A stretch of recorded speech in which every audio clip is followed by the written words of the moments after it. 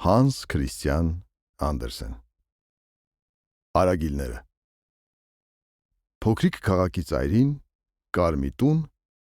որի կտուրին արագիլները բույն էին հյուսել։ Բնում նստած էին 4 ջուտ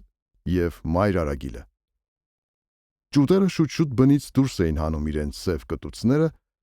որոնք դեռ չէին կարմրել, իսկ մի քիչ հեռու կտուրի ծայրին հպարտ ու վեհատես կանգնել էր հայր արագիլը։ Նա մի ոտքը փորին էր սեղմել, որպեսզի բոլորին հասկանալի լինի, որ պահակ է կանգնած, այնպես անշարժ էր կանգնել, որ թվում էր, թե փայտից է շինված։ Բոլորը տեսնում են, որ մայր արագիլի բնի մոտ պահակ կա կանգնած, ինքն իրեն մտածում էր հայր արագիլը։ Երևի կարծում են, թե մենք շատ կարևոր անձեր ենք։ Դե իհարկե, ոչ ոք չգիտե, որ ես նրա ամուսինն եմ,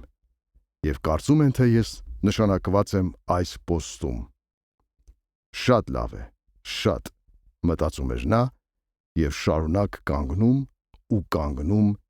մեկ ոտքի վրա։